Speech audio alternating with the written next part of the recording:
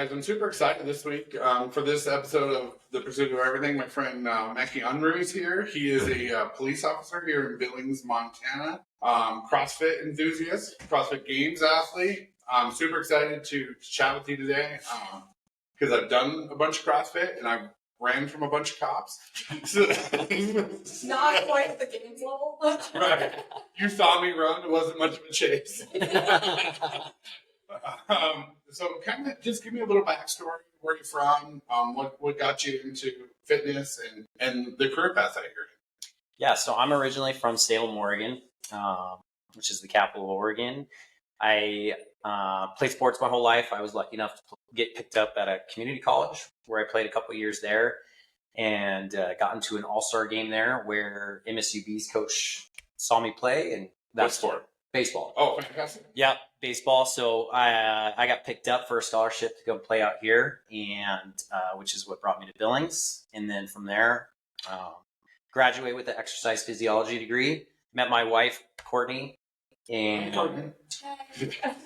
who played soccer there, and fell in love with Billings and the community and just the lifestyle out here, and decided to stay.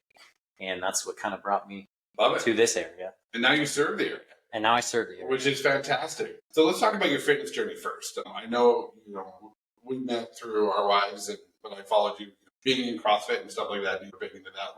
What being an athlete, I'm sure, drove you that direction. What kind of drove that passion? Yeah, actually, if I go back to my JUCO days in Oregon, I mean, I was always into fitness. To be honest, in high school, girls like fit guys, so I worked out. But I had a teammate of mine show up to practice one day and he could barely walk. And I was like, hey, man, like, what did you just do? Like, what workout did you do? And he's like, I did this thing called CrossFit. What is this? It sounds stupid. And he's like, no, man, you would love it. You're super competitive. Like, you should try it out. And randomly one day I went to take a TV that we had at our college house to get fixed. And across the street was a CrossFit gym. And I was like, wow, that was weird. And so I watched him while the TV was getting worked on. And I was like, you know what, I'm going to go in there. So I went in there and did it and puked like everybody else does and was super sore and fell in love with it like right then and there. The suffering, yeah. And was like, this is how I'm going to work out. Yeah. And so I never looked back from there. I kind of fell in love with it and geared it towards my degree and knew that I wanted to be a personal trainer. And so I got a whole bunch of certifications through CrossFit, became a personal trainer at a local gym here in town, and eventually branched off, opened up the gym. And then from there, I know this is a whole bunch, but became the strength coach at MSUB for a few years. And then I was the director of the AMP program through Granite Health and Fitness for a while too as well. That's super cool. Tell us a little bit about your journey to the CrossFit Games, because there's a super compelling to me. I love it. Yeah. So yeah, for people that don't know, CrossFit every year has a yearly event called the Open. So the Open is open to you, it's to Cozy, it's to Courtney, it's to me, and you do. Back in the day, it was 5 workouts, 1 a week for 5 weeks, and you would film yourself, have a judge you. And you would send in a video to headquarters saying that this is what I got on my score. Well, if you scored high enough on the leaderboard over the 5 weeks, they would rank you in, back then, my first year, it was top 60 in the Northwest. So the Northwest region was Oregon, Idaho, Montana, Wyoming, and Washington. And if you were in the top 60 out of that category, you went to what's called regionals. And then regionals was held at like Portland, Seattle, Kent, bigger places like that. And from there, if you placed in the top 5, from there you go to the games. And so over the years, it changed a little bit. It dropped down to 20 athletes out of the region, and then it actually included the west half of Canada, which I'm super lucky and privileged to have made it 5 different times. Were you kind of shocked when you were watching the online leaderboard? Like, hey, I'm fitter than most of these people doing it. Like, yeah. Were you kind of shocked watching your name stay up there? Yeah, I was super shocked. There was a couple different workouts where I scored in the top 10 over the years, and to see some of my idols when I was like first starting CrossFit, that I was hanging with a couple of these guys on certain workouts was like, do I belong here? Like, just a guy in Billings, Montana, like working out, and just love it. Yeah. So it was pretty cool to see that. It was a journey. It was tough. The training was rigorous. I mean, then we were just getting married. I actually proposed to her at one of the regionals. Oh, cool. We actually did that. So I'll tell you about that later, but it's pretty fun. And, but it took away from family time for sure. I was working out couple times a day, multiple hours a day, multiple sessions. And, was definitely like the priority of my life at that time was that. Yeah. To get to that point. So I love that. And what's funny is we did Murph with you guys this year, the Memorial Day, and a bunch of your, police officer buddies were there, and we all take off running, and they have vests on. I don't. I bring my own. It's a test. That's how dedicated I am. I really thought to myself as we're running down the street, like, this is the first time I've ever ran behind them. He told me after, like, I've never been chasing them before. Hey guys, I'm back here. So the one thing that, like, my fitness journey has taught me is discipline. And I like that a ton. Growing a business, eating fast food, driving that. But did you always have the discipline of being an athlete like that, or did you kind of learn that the more and more as you kept going? Yeah, it's hard to say. Like, I feel like I was born with some sort of discipline to an extent, but kind of a backstory on my family and why I enjoy fitness so much is that my family's always struggled with weight loss. I'm the only one in my initial family that doesn't have a weight loss surgery. And so athletics, team sports, and like my fitness journey, I've always had to work harder just because my genes are not great. We're all huge Norwegians. We were all linemen through high school. Rowing boats on a ship somewhere. Yeah, exactly. And so I've always had to just like work really hard at what I got to do to excel. And I just have that mindset from the get-go that, I want to be a leader. I want to be the guy that everybody looks to.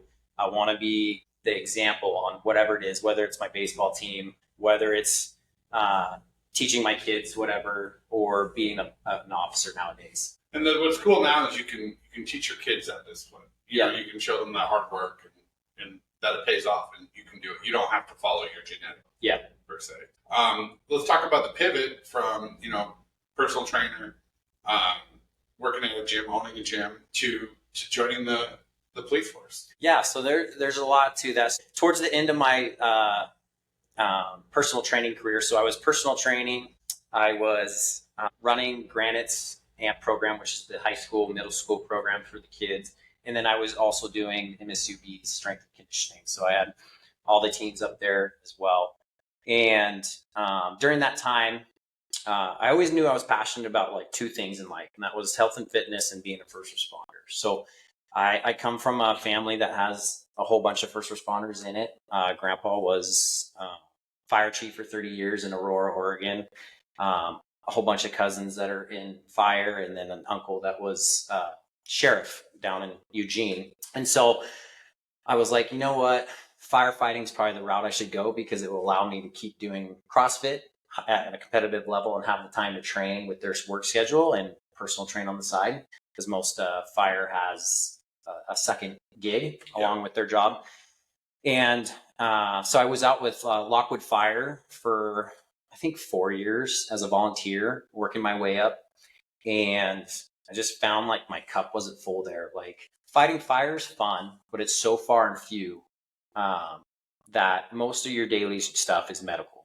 So you're going to bed assists to lift people up. You're going to, old people out of breath, having heart attacks, things like that. And I just wasn't enjoying it.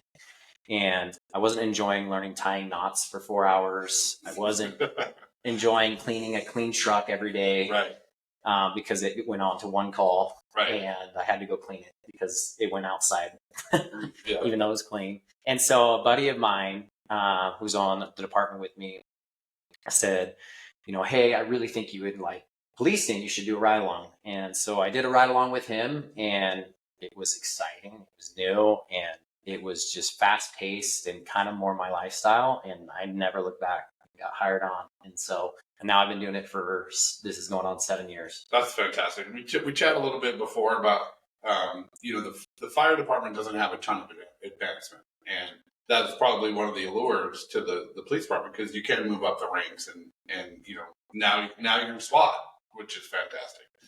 Yeah. Tell me a little bit about the joining the SWAT team, the challenges, the perks, the cons. Yeah.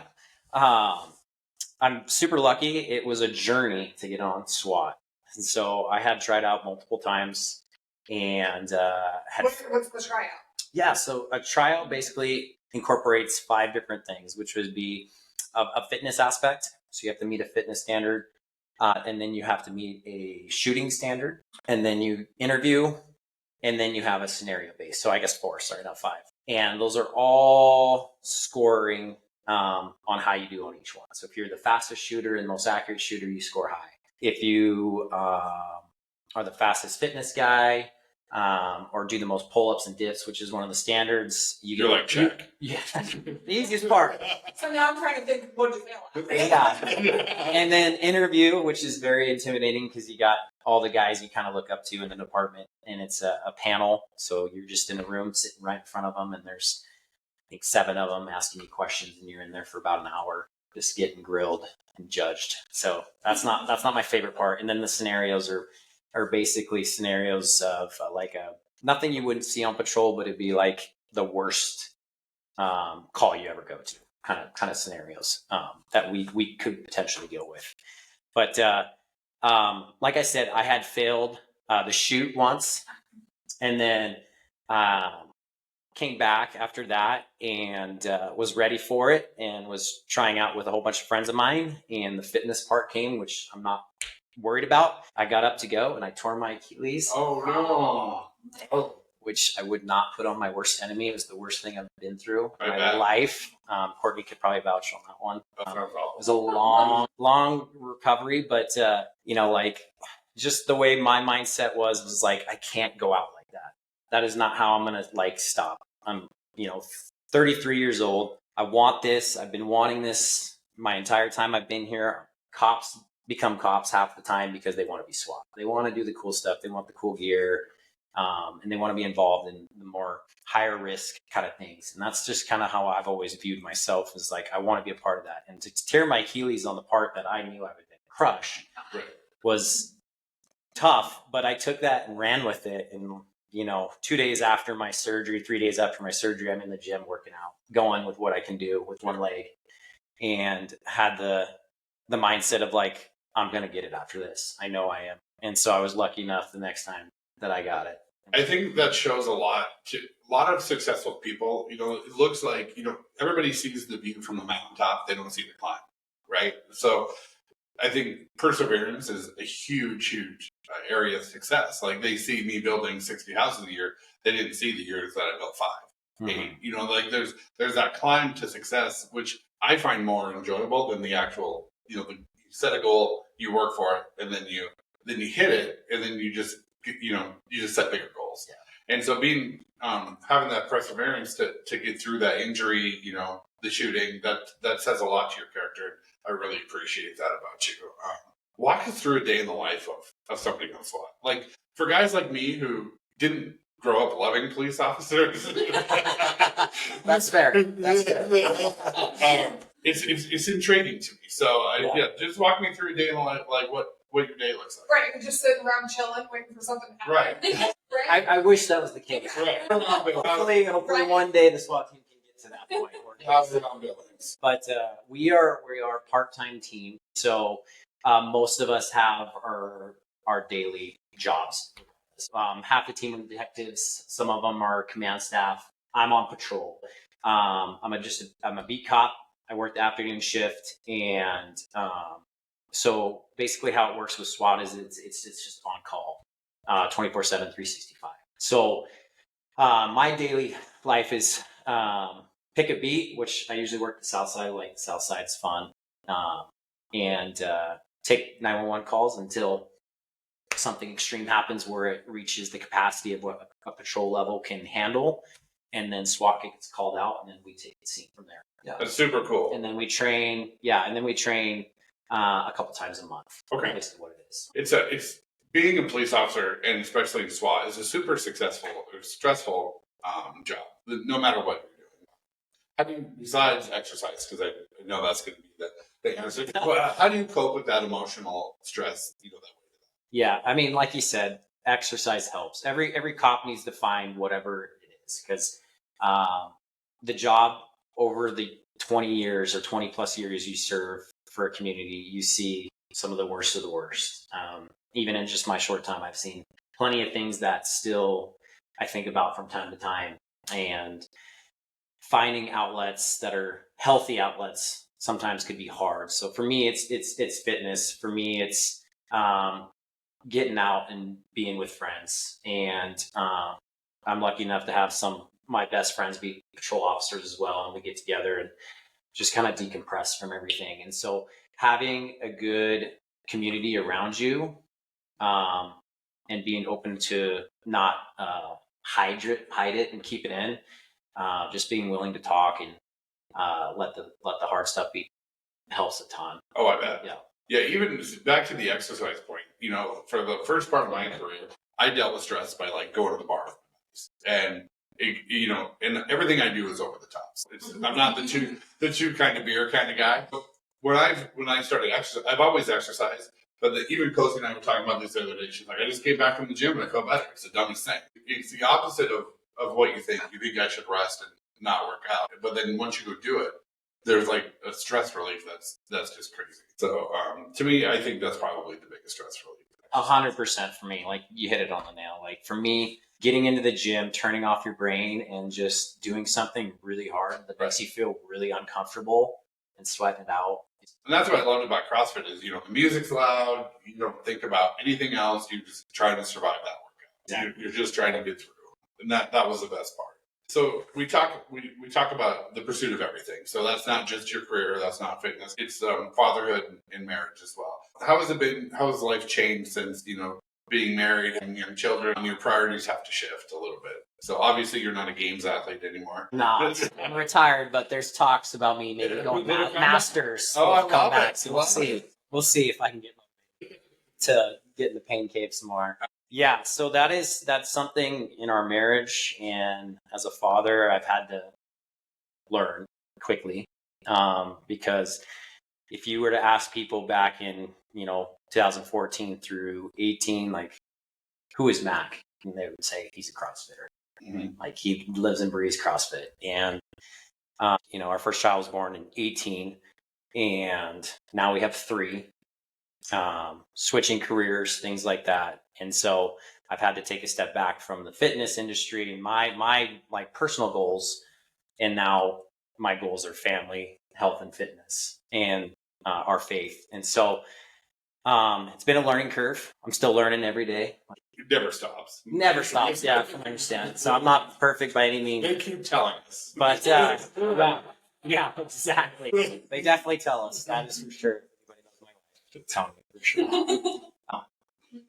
But it's been great because switching from basically like my mindset was the games. My mindset was this for me, and now having the family and knowing that now it's not me, it's my family, and so it's been good. I love my kids, I love my wife, and we are just taking it a day at a time and going from there. I think what popped in my head right away is like your day-to-day job is going out seeing the worst of, you don't get to see a lot of the business owners and the people that are doing good in the community. You're arresting criminals, stuff like that. But then going home to your children, you're seeing like the best of the world. Yeah, like absolutely. That has to be like that the ups and downs of your day is pretty crazy. Yeah, the adrenaline rushes and throughout the day, and then to come home. So usually they're in bed by the time I get home, just with my work schedule. But to wake up to them, giving me a hug, saying good morning, saying I love you, things like that. It's great. The other thing that I found, and I know you two did this, was like my wife and I almost every day, and that's kind of our time together. We hang out, that kind of thing. I think that helps a lot too. That you have the same goals, lifestyle goals. Yeah, and so keeping that balance. Yeah, absolutely. It is some of our time. We have a whole garage gym that we've been hitting up lately a lot, and her and I are both super fitness oriented and hope to pass that down to our kids, which has been super fun the last couple of years because like I said earlier, like I had to work really hard to be a good athlete on the baseball team. It wasn't just a natural thing for me. I always had to work hard. And then in the gym, the same thing. And the kids, we never pushed it on them, but the kids find themselves like asking Courtney to write them a workout because they just see us do it. And they just think it's the norm now that, hey, they work hard. So Grace, our daughter, gets out there and says, Mom, write me a workout. We'll write her workout. She gets a workout. And Nash is like, Dad, I want to go hit baseballs because he's obsessed with baseball right now, which is so my dream come true. And I don't have to be like, hey, Nash, let's go play catch, or hey, Nash, you need to hit some balls, or whatever. He's just, he takes the initiative and goes and does it. So I think that's just something they've watched over time with Courtney and I being active into fitness, that they've just learned, like, this is part of life. Like, we got to work. And you're leading by example, which I thought was awesome. Like when we did Murphy in the Garage, you have neighborhood kids, you know. Yeah. Oh, cool. Yeah. They're not just sitting in there playing video games. Yeah. I mean, I thought that was fantastic. A little bit that I love to talk about is leadership. In being a police officer in SWAT, like there has to be like some leadership. You know, do they teach that? Is that something you were kind of? I know growing up in sports, you learn that, right? Like we all do. How big is that in your personal life? Yeah. So like leadership on the police department, and being on SWAT is stressful. Yeah. So there is no schooling on that. They don't just say, hey, this is how you should do this. This is what we're looking for. As soon as you become a SWAT member, you're basically a leader. And you're just picked. And you, if a scene seems pretty unsafe or pretty high risk, per policy, technically we outrank any commander that isn't a SWAT member on a really stressful scene. And so that is stressful in its own. And You're the guy. I'm the guy. Yeah. And so there's two of us on my shift that are SWAT guys, and we were actually the two newest guys. And so him and I'm very lucky to have him with me to bounce ideas off of, because we're so new to it. Mm-hmm. And not necessarily like wanting that already to have that much responsibility, but to have another guy to lean on, you feel more comfortable, and you just make decisions. Absolutely. And you go. It's funny, Cozy, on a much lower scale, Cozy and I do that for each other. A lot of the times it's not even, we're not looking for, we know the answer, we just have to talk it through. We just have to like have somebody to have as a sounding board to do that in our business life. So that's super cool. And I think leadership doesn't stop, you know, just with you people you work with or your friends, like your community scene. Yeah. You're out there providing the example for the everyday person walking down the street, how you handle those situations. Yeah, and I feel like that's a trait you're kind of born with. I think natural leaders just naturally can make it. Awful. Yeah. I think athletics has a large part. Yeah, 100%. Like, very lucky to have an athletic background where I know, like, kind of like setting standards and what it should look like. It's hard because I came from like an individual sport. I was a wrestler, and yeah. Then when you go play football or baseball, then you're like, you know, the shortstop fumbles the ball, and what the hell? Oh yeah. You're still like, dude. I am still like that, dude.